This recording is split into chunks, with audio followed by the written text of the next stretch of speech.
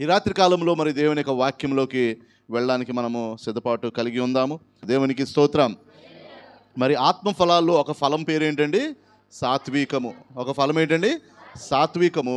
ఆ యొక్క సాత్వికమైన మనసు కలిగి యేసుక్రీస్తు వారి లోకంలో ఎలాగొచ్చి ఉన్నారో, ఆయనని ప్రేమించిన బిడలు, మీ సేవకులు చెప్పినట్లు ఆయనని అనుసరించిన బిడలు, ఆయన మీద నమ్మకం కలిగిన బిడలు, మనము కూడా అటువంటి ఆత్మఫలాలు, అందులో సాత్వికమైన ఆత్మఫలము ఎలాగైతే ఆయన అనేకమైన సందర్భాల్లో ఇతరులకి చూపించి ఉన్నాడో, మనము కూడా అటువంటి సాత్వికమైన స్వభావం కలిగి ఇహలోకంలో జీవిస్తూ ఆయన మనల్ని ఎప్పుడైతే పిలుస్తాడో ఆయన దగ్గరికి చేరడానికి మనము సిద్ధపాటు కలిగి ఉండాలి.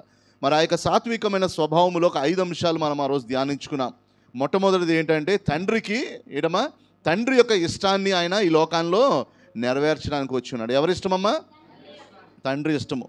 ఆయన ఈ లోకానికి వచ్చిన తర్వాత తండ్రితో నాకు సంబంధం లేదని ఆయన ఎప్పుడు కూడా ఏ సందర్భంలో కూడా ఆయన చెప్పలేదు. తండ్రి ఏమి చేయుచున్నాడో నేను అదే చేస్తున్నానని ప్రతీది కూడా తండ్రికి ఆయన ఏం చేసి ఉన్నాడమ్మా? రెఫర్ చేసేవాడు.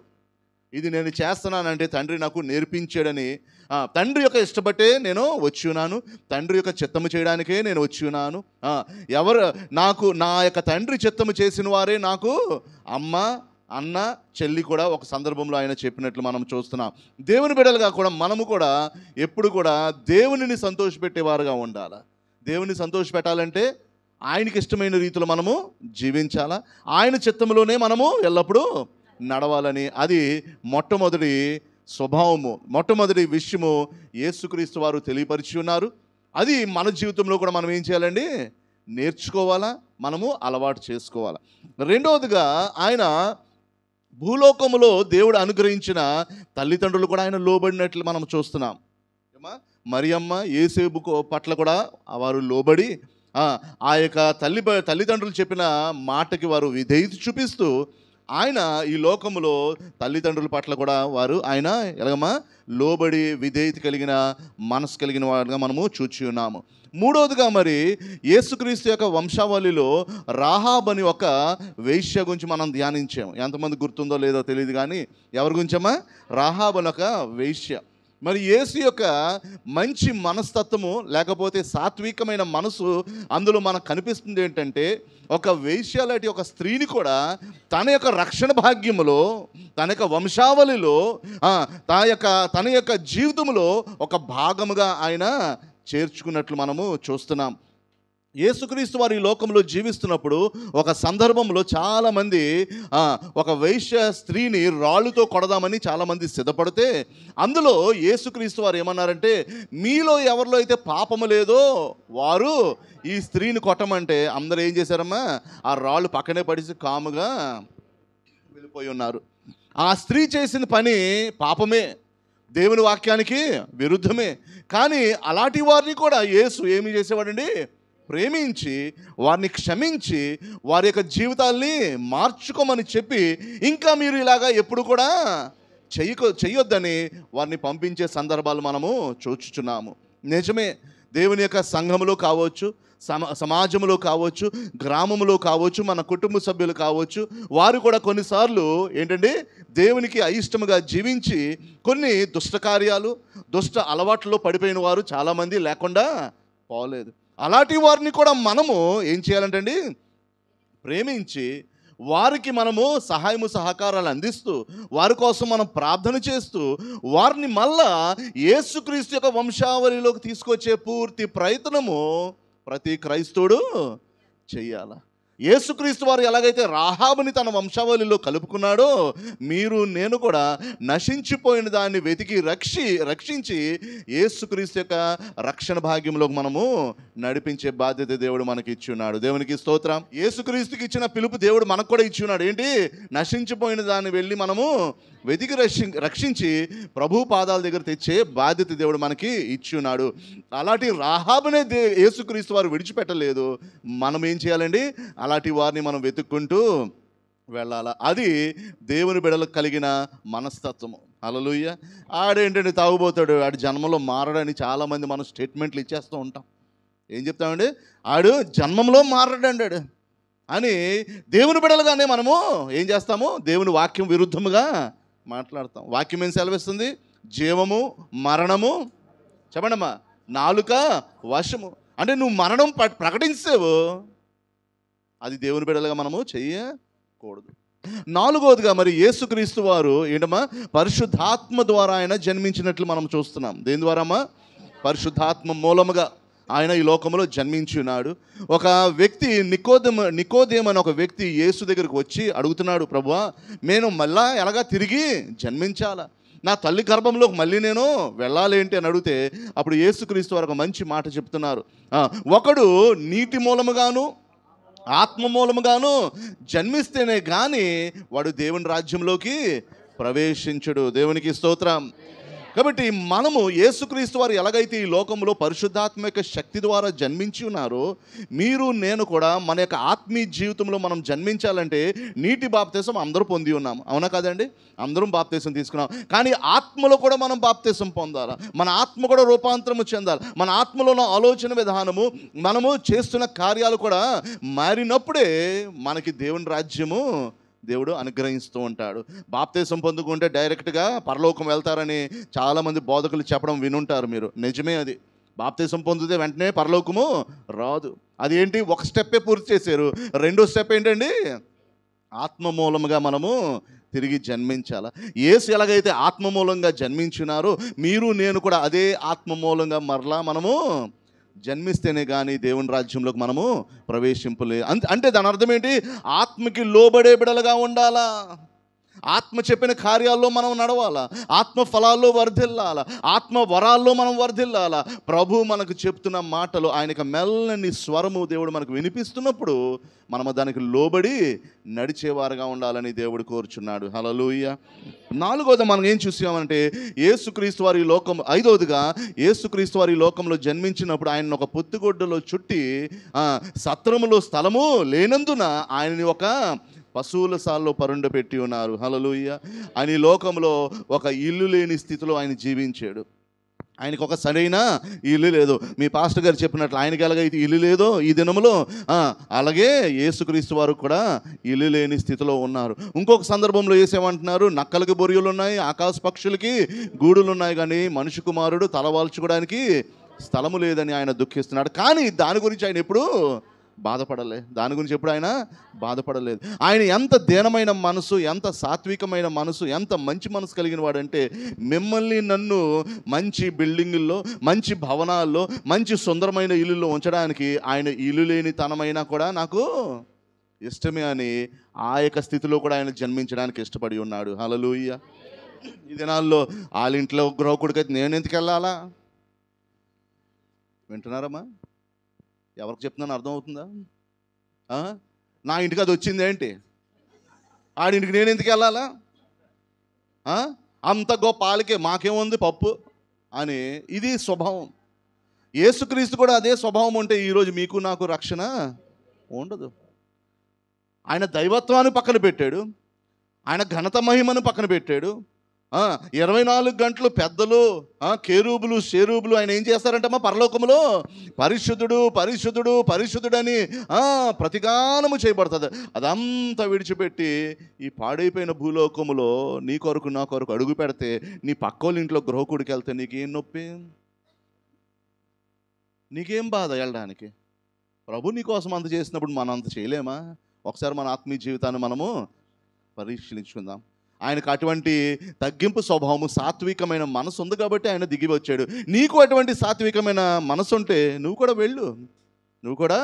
వెళ్ళు, దేవుని కార్యమని వెళ్ళు. నువ్వు ఆ కార్యం ఎవరు ఏర్పాటు చేస్తున్నారని నువ్వు చూడొద్దు, అది ప్రభు కార్యము. నేను అక్కడికి వెళ్ళి తప్పకుండా పాలు పొందుకోవాలా, నేను అక్కడ ఉండాలా అని మనం ఎప్పుడైతే ఆ మనసు కలిగి ఉంటామో, మనము దేవుని రాజ్యానికి సమీపముగా ఉంటాము. దేవునికి స్తోత్రం.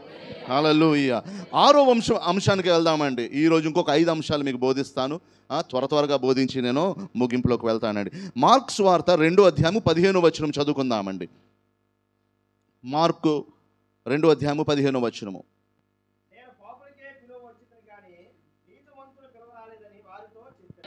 యేసుక్రీస్తు వారు ఒక సందర్భములో అనేక మంది సుంకరులతోనూ అలాగే పాపులతో కూర్చుని ఆయన భోజనం చేస్తున్నాడంటమ్మా. సుంకరులతోటి పాపులతో కూర్చుని భోజనం చేస్తున్న సమయంలో, ఆ సమయంలో ఫరిసీలు కొందరు వచ్చి, ఏంటి యేసు నువ్వు పాపులతో కూర్చున్నావు, సుంకరులతో కూర్చున్నావు, వారు నీ రాజ్యానికి సంబంధించిన వ్యక్తులు కానే కాదని అక్కడ ఏం రాయబడుతుందంటే అనేకమైన పాపులు ఉన్నారంట. అక్కడ ఏమని రాయబడుతుందమ్మా? అనేకమైన పాపులు ఉన్నారని అక్కడ రాయబడుతుంది. ఎప్పుడైతే ఆ యొక్క సందర్భంలో యేసు ఒక చక్కని మాట అన్నారు. ఏమన్నారు? అనారోగ్యంగా ఉన్నవాడికి వైద్యుడు కావాలి, కానీ ఆరోగ్యంగా ఉన్నవాడికి అక్కరలేదు అని ఆయన చెప్పినట్లు మనము చూస్తున్నాం.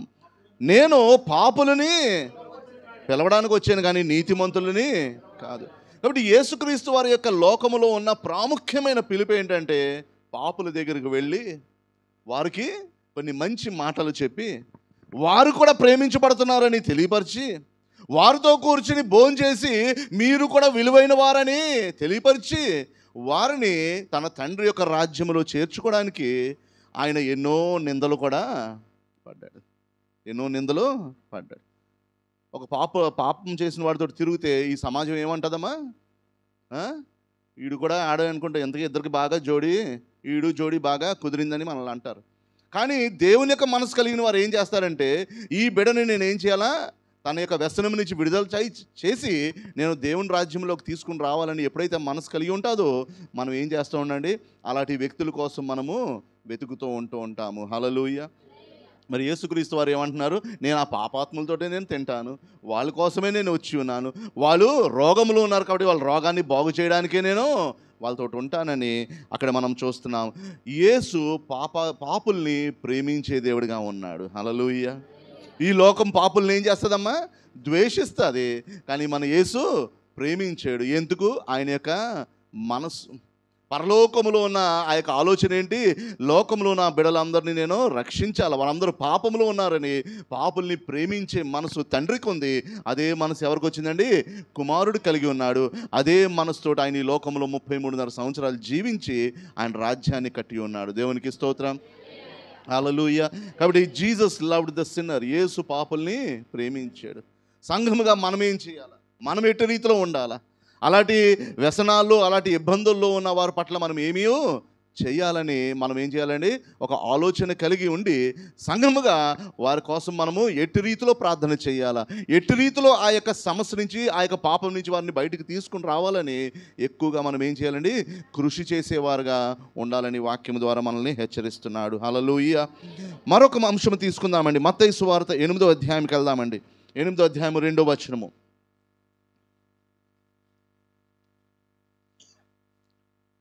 2వ వచనం అని. ఇదిగో వచ్చి దేవునికి స్తోత్రం. ఈ యొక్క సందర్భంలో ఒక కుష్ఠరోగి వచ్చి యేసు దగ్గర మోకాలేసి ఆయన ఏమంటున్నాడు? ప్రభువా, నీకు ఇష్టమైతే నన్ను శుద్ధినిగా చేయమని అడిగినప్పుడు వెంటనే యేసు ఆ దినంలో కుష్ఠరోగం ఎంత ఎడమా భయంకరమైన వ్యాధో, అంటువ్యాధి లాంటి రీతిలో అది ఉండేది. ఈరోజు కూడా కుష్ఠరోగులు చూస్తే మనం ఏమైపోతామండి? కొద్ది దూరంగా వెళ్ళిపోతాం. ఆ యొక్క సమయంలో యేసు ఏం చేశాడంటే ఆయన చెయ్యి చాపి అతనిని ముట్టి నాకు ఇష్టమే అని నువ్వు శుద్ధుడువు కమ్మని యేసు అతను ఏం చేశాడండి? అతని ముట్టి ఏం చేశాడమ్మా? ముట్టాడు. దేవుని సంఘం అంట యేసుక్రీస్తు వారి యొక్క కాళ్ళు చేతులని చాలామంది అంటారండి. క్రీస్తు సంఘం అంటే ఎవరు? దేవుని యొక్క కాళ్ళు చేతులు. నువ్వు ఎక్కడ నడుచుకుంటూ వెళ్తే దేవుని యొక్క సంఘం అక్కడికి వెళ్తుంది. నువ్వు ఎవరి మీద చెయ్యి పెడితే దేవుడు కూడా వాడి మీద చెయ్యి పెడుతుంటాడు. అందుకే యేసుక్రీస్తు వారు ఏమంటున్నారంటే మీరు ఏం చేయండి? రోగుల మీద మీరు చెయ్యి ఉంచి ప్రార్థన చేయమని అంటున్నాడు. సంఘానికి దేవుడు ఇచ్చిన పిలుపు ఒకరిని ముట్టుకొని ఇంకొకరు ముట్టుకుపోవడం కాదు. యేసు ఆ కుష్ఠరోగిని ఏం చేశాడు? వెంటనే ముట్టినట్లు మనం చూస్తున్నాం. ఆ పిలుపు దేవుడు మనకి ఇచ్చి ఉన్నాడు. ఆ కుష్ఠరోగ వ్యాధి చూసిన వెంటనే మనమైతే ఒక అడుగు 2 అడుగులు దూరంకి వెళ్ళిపోతూ ఉంటాము. ఈ మధ్యకాలంలో ఒక స్త్రీ మరి ఇక్కడ వ్యాపారం చేస్తూ ఉంటుందండి. ఈ పలకలు అమ్ముతూ ఉంటారు. ఆవిడ దగ్గరికి వెళ్ళి కొన్ని పలకలు కొంటే ఆవిడ నన్ను అడుగుతుంది, మీరు ఏం చేస్తూ ఉంటారు సార్ అంటే, ఇలాగ నేను పాస్టర్ గారిని అండి, ఒక హోమ్ కూడా నడిపిస్తూ ఉంటానంటే, చాలా మంచిదండి. ఈ మధ్యకాలంలో నేను కూడా ఒక హోమ్కి వెళ్ళాను. అక్కడ అందరూ కూడా ఎయిడ్స్ వ్యాధితో బాధపడుతున్న పిల్లలు. అక్కడున్న యజమానుడు నన్ను ఒకసారి రమ్మంటే నేను వెళ్ళి అక్కడున్న పరిస్థితులన్నీ చూశాను. చూసిన తర్వాత అతను పాపం ఒక డ్రింక్ ఇచ్చాడంటండి తాగమంటే ఈవిడేమన్నది, నాకు డ్రింక్ వద్దు, నాకు డ్రింక్ వద్దు, ఏ బిస్కెట్ వద్దు, ఏ చాక్లెట్ వద్దు, ఏ పలహారం నాకు వద్దు. ఎందుకంటే నేను తింటే నాకు వెంటనే ఏం స్టార్ట్ అవుతాయి? వాంతులు స్టార్ట్ అయిపోతాయి. ఎందుకంటే నా మనసు అంతా ఏముంది, నేను ఇక్కడికి వచ్చి ఏది ముట్టుకుని ఏది తాగినా నాకు ఆ వ్యాధి వచ్చేస్తుందని నాలో ఆ భయము ఆందోళన ఉంది. కాబట్టి నన్ను ఏమీ తినొద్దని చెప్పొద్దని ఆవిడ ఆ మాట చెప్పి ఉన్నది. అంటే ఈ రోజుల్లో లోకంలో ఉన్న ప్రజల మనసు ఏంటమ్మా, ఆ వ్యక్తితో చేయి కలిపితే మనకి ఆ వ్యాధి వచ్చేస్తుందని భయంతోటి ఉన్నాము. కానీ యేసుక్రీస్తు వారు మాత్రం ఈ లోకంలో ఉన్నప్పుడు అటువంటి భావంతో ఎప్పుడూ లేరు. ఆయన వెంటనే ఆ కుష్ఠరోగి మీద చెయ్యి చాపి అతన్ని ముట్టి ఆయన స్వస్థపరిచినట్లు మనము చూస్తున్నాం. అటువంటి మనసు ఎవరికి ఉంటుందండి? క్రీస్తుని వెంబడించే బిడలకు మాత్రమే ఉంటుంది. అదొక అవకాశముగా మనం చూసుకోవాలా. దేవుని రాజ్యాన్ని వ్యాపించే ఒక గొప్ప అవకాశము యేసుక్రీస్తు వారి ఈ లోకంలో ఆయన వచ్చి నేర్పించింది ఏంటమ్మా, రోగుల కొరకు మీరేం చేయండి? ప్రార్థన చేయండి. ఆయన వెళ్ళిపోతున్నప్పుడు ఆయన ఏమన్నాడు? మీరు నాకన్నా గొప్ప కార్యాలు చేసెదరు. హల్లెలూయా. ప్రభు కన్నా గొప్ప కార్యాలు మనం చేస్తామంట. ఎంత గొప్ప విషయం అండి, ఎంత గొప్ప ఆధిక్యత. ఎవరైనా అలా చెప్తారమ్మా? ఎవరు అలాంటి స్టేట్మెంట్లు చెప్పరు. ఆయన మనకు ఆధిక్యత ఇచ్చున్నాడంటే సంఘము అందులో నడవలేకపోవచ్చున్నాము, అందులో మనం ఆపరేట్ అవ్వలేకపోవచ్చున్నాము. అందుకే స్వస్థత కార్యాలు ముందు జరిగినంత తరచుగా ఇప్పుడు జరగట్లేదు. నూతన ఆత్మలో ముందు వచ్చినట్లు అంత స్పీడ్గా రావట్లేదు. ఎందుకంటే మన చుట్టూతో మనం ఏం పెట్టించుకున్నామండి? గోడలు కట్టించుకున్నాం. ఏం కట్టించుకున్నాం? గోడలు. ఆరాధనకు వచ్చి పక్కోళ్ళు ఎవరో కూర్చున్నారో కూడా తెలియదు కొన్నిసార్లు మనకి. ఏమండమ్మా, గుర్రానికి ఏం పెడతారు? గంతలు అంటారు. ఆ గంతలు పెట్టుకొని పక్కోడు ఎవరో కూడా మనకి తెలియదు. అంటే దేవుని సంఘంలోనే మనం గంతలు కట్టించుకుంటే బయట ప్రపంచాన్ని మనం ఇంకేమీ చూడగలం. ప్రతి ఒక్క దేవుని బిడ్డ అవకాశాల కోసం మనం ఎదురు చూసి, ప్రభువా ఈ యొక్క బిడ్డ అనారోగ్యంగా ఉన్నాడు, మీరు చెప్పారు కదా రోగుల మీద మీరు చెయ్యి పెట్టి ప్రార్థన చేయమని, నేను ప్రార్థన చేస్తున్నాను ప్రభా, స్వస్థత ఇవ్వు నాయనా. ఈ స్వస్థత ద్వారా ఈ బిడ్డ నీ యొక్క శక్తిని అనుభవించాలా, నువ్వు సత్యమైన దేవుడు అని వారు తెలుసుకొని నీ పాదాల దగ్గరకు రావాలని మనం ఏం చేయాలి? అదొక అవకాశముగా తీసుకోవాలా. దేవునికి స్తోత్రం. మీ వీధిలో ఒక 10 ఇళ్ళు ఉన్నాయనుకోండి, ఆ 10 ఇంట్లో ఎవరు జబ్బైనా మీరేం చేయాలా? వచ్చి ప్రార్థన చేయమంటారమ్మా అని మీరేం చేయాలా? అడగాల. అది మనకు ఒక అవకాశం, ఒక ద్వారము దేవుడు తెరుస్తున్నాడు. దేవుని యొక్క శక్తి అక్కడ మీ ద్వారా ఏడమ్మా ఆ ప్రజలకు చూపించడానికి ఒక అవకాశం దేవుడు చూపిస్తున్నాడు. ఆ అవకాశం మనం తీసుకోకపోతే ఎక్కడేసిన గొంగలు అక్కడే. మరి యేసుక్రీస్తు వారు వెనకాల తండోపతండు ప్రజలు ఎలాగమ్మా వెంబడించేవారు? ఆయన ప్రతి అవకాశాన్ని ఆయన ఏం చేసేవారమ్మా? దేవుని రాజ్యము కోసం వినియోగించుకునేవారు. హల్లెలూయా. మనము ఆ యొక్క అవకాశాల కోసము 2025లో మనము చూద్దాము.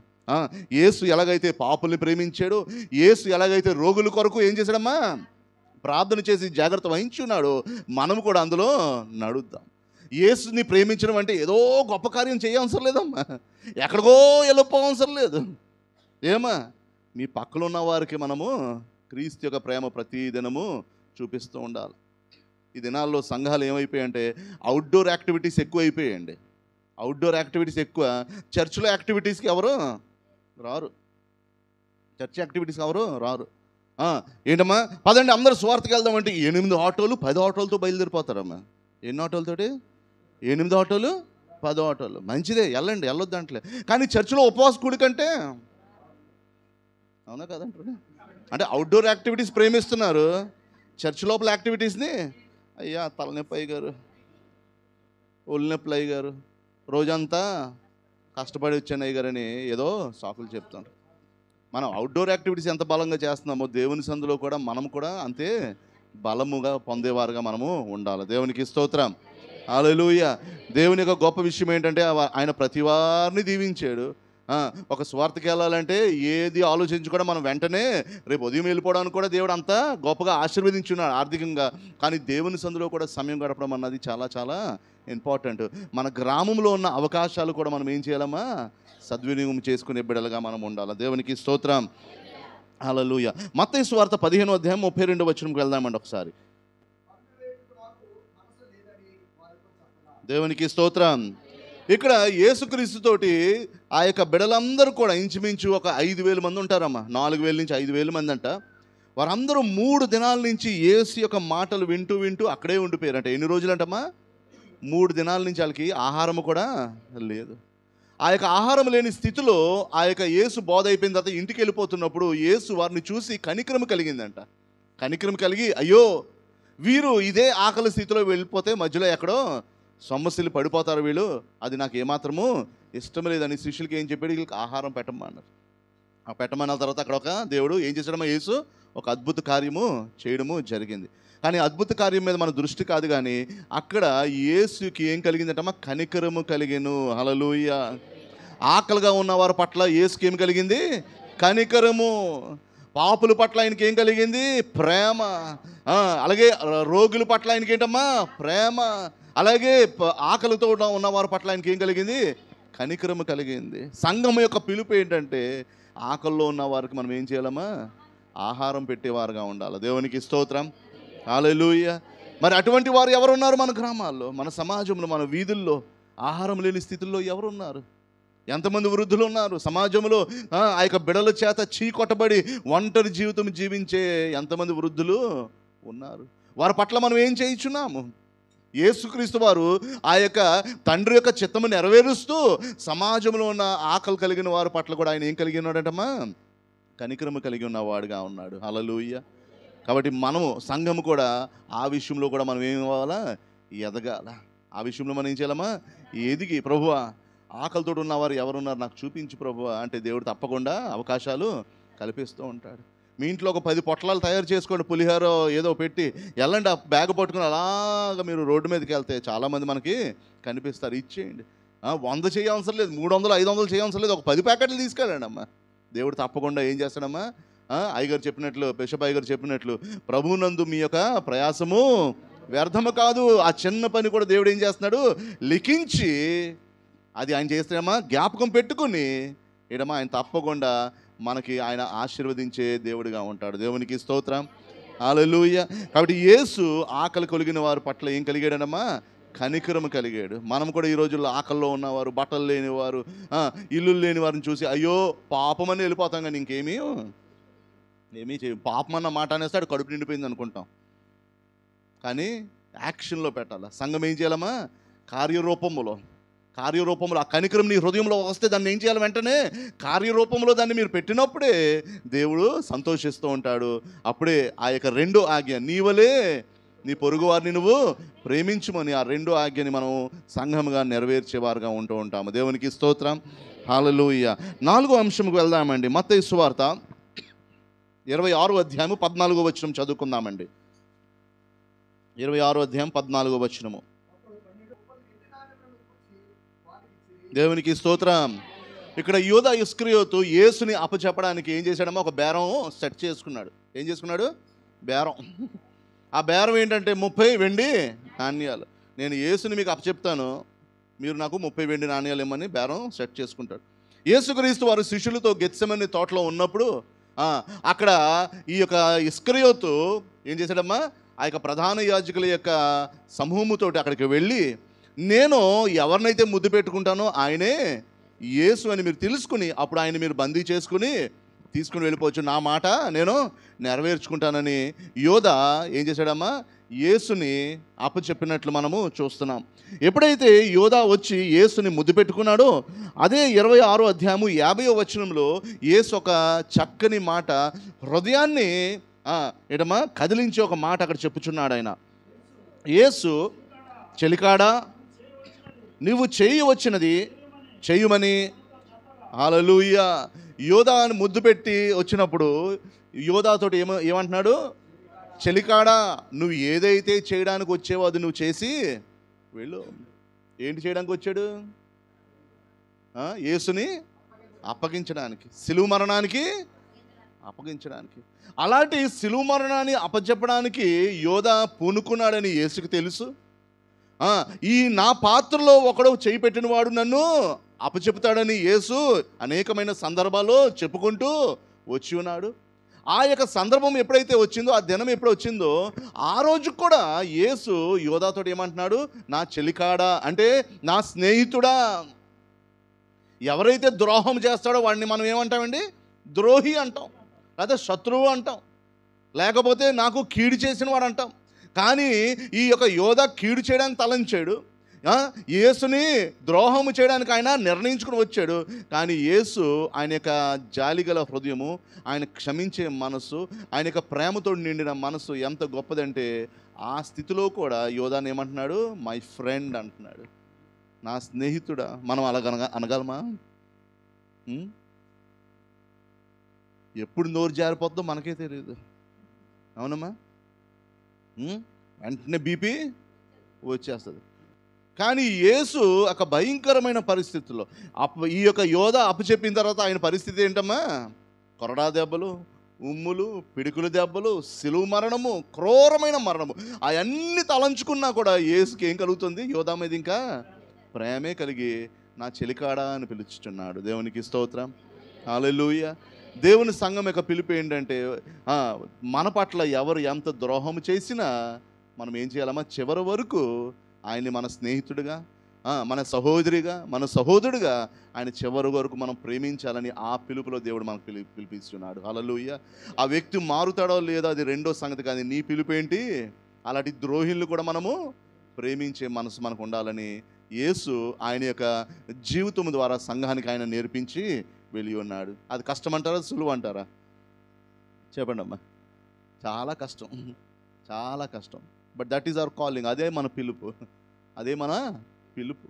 ఆ పిలుపులో నడవలేకపోతే ఏమైపోతామో మనమే నశించిపోతాం. అది అటువంటి కొరడా దెబ్బలు తినే అంత పిలుపు దేవుడు మనకి ఇవ్వలేదు.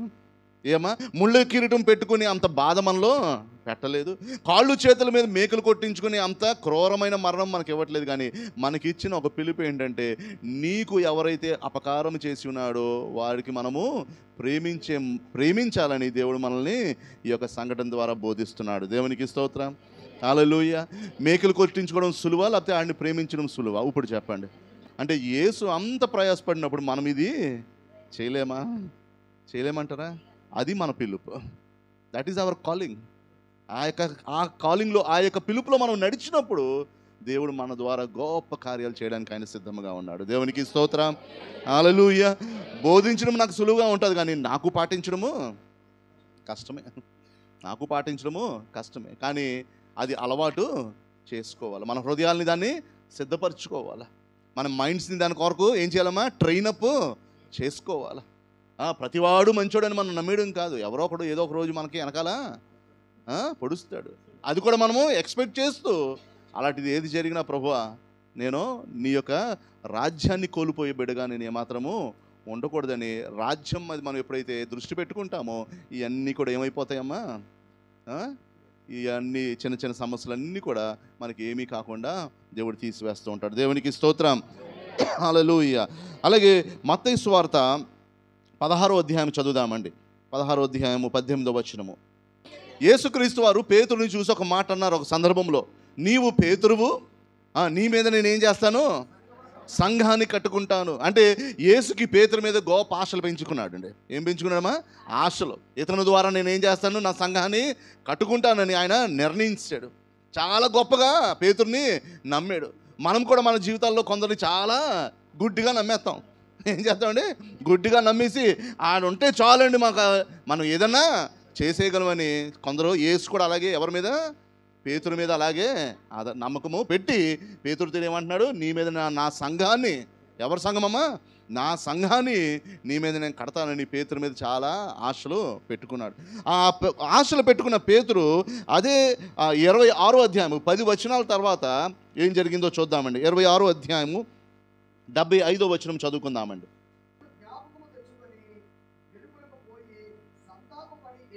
దేవునికి స్తోత్రం. 16వ అధ్యాయంలో పేతురుతో ఏమంటున్నాడు? నీ మీద నా సంఘాన్ని కడతానని పేతురు మీద గొప్ప ఆశలు యేసుక్రీస్తు వారు పెంచుకున్నారు. 26వ అధ్యాయంకి వచ్చిన తర్వాత అదే పేతురు యేసుని ఎన్నిసార్లు బొంకాడమ్మా? 3 మారు బొంకాడు. ఇతను ఎవరో నాకు తెలియదు. ఆయన మొట్టమొదటిసారి బొంకినప్పుడు ఎక్కడ ఉన్నాడంటండి? ఆవరణంలో ఉన్నాడంటండి. 69వ వచనం చదవండి ఒకసారి. 69.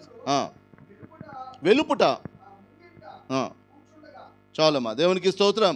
వెలుపుట కూర్చుండగా ఒక చిన్న బిడ్డ వచ్చి నువ్వు కూడా అతనితో ఉన్నావా అనేసి వెలుపుట ఉన్నాడంట. తర్వాత లేదు నేను అతనితో ఏమాత్రం లేదని 71వ వచనంకి వెళ్దామండి ఒకసారి.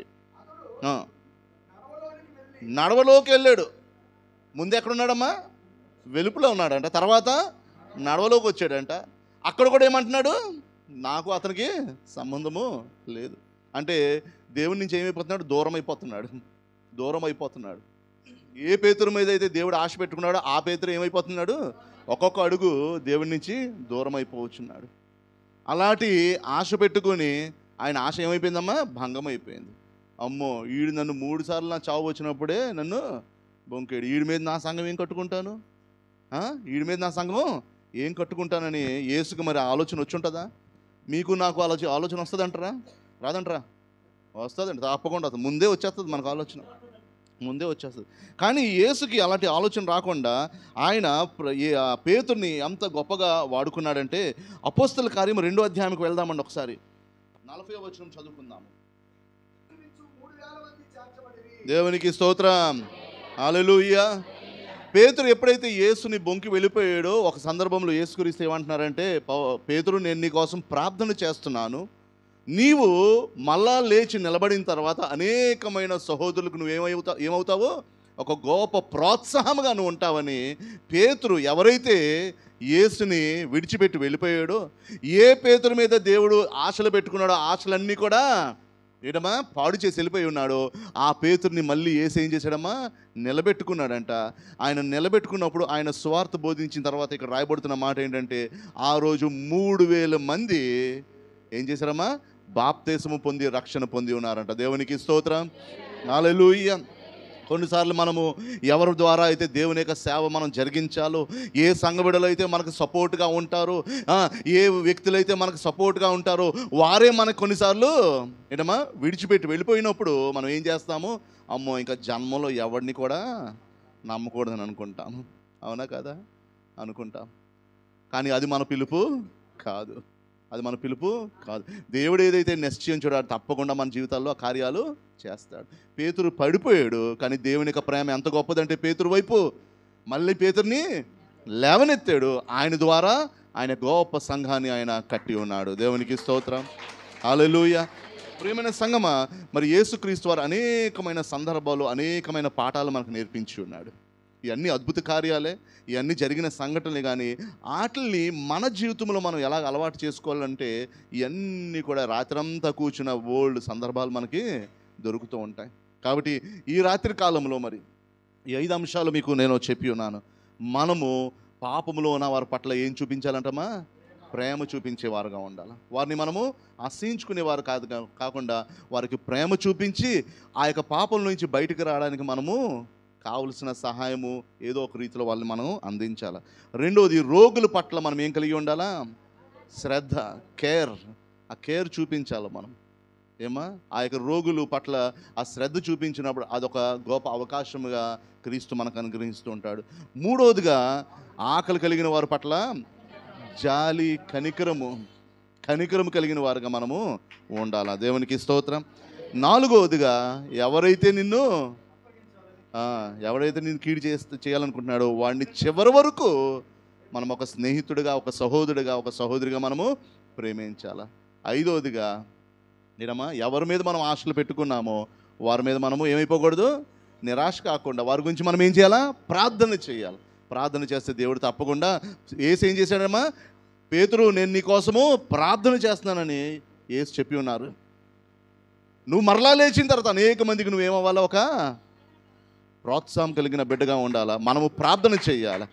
మనల్ని విడిచిపెట్టేశాడు కదా, మా సంఘం వదిలేసాడు కదా, ఆడికి మాకు సంబంధం లేదు కదా, ఆడికి ప్రార్థన చేసి మరలా ఆయన మన దగ్గర చేరే వరకు కూడా సంఘం యొక్క బాధ్యత ఏంటంటే మనం ప్రార్థన చేస్తూనే ఉండాలి. దేవునికి స్తోత్రం. అటువంటి సంఘమే దేవునికి కావలసిన సంఘము. అటువంటి సంఘమే దేవుని యొక్క రెండో రాకడికి ఎత్తబడిన సంఘంగా ఉంటాము. ఒకవేళ ఆ యొక్క గుణాలు, ఆ యొక్క మనసు, ఆ యొక్క స్వభావము, ఆ యొక్క ప్రేమ, ఆ కనికరము, ఆ యొక్క జాలి మీలో లేకపోతే మనం వెళ్తామో లేదో కూడా మనకి తెలియదు. కాబట్టి జాగ్రత్తగా ఈ యొక్క క్రిస్మస్ దినంలో మరి యేసు యొక్క జీవితాన్ని మనము దగ్గరగా పరిశీలించున్నాము. ఆ గుణాలు నాలో ఉన్నాయా లేదా అని ఒకసారి మనము చేసుకుని వాటిని మనము హత్తుకుని 2025 సంవత్సరంలో దేవుని కొరకు ఇంకా మహిమకరంగా జీవితం మనం జీవిందాము. దేవుడు నాకు ఇచ్చిన యొక్క అవకాశం బట్టి దేవునికి వందనాలు తెలియపరుస్తున్నాము. హల్లెలూయా.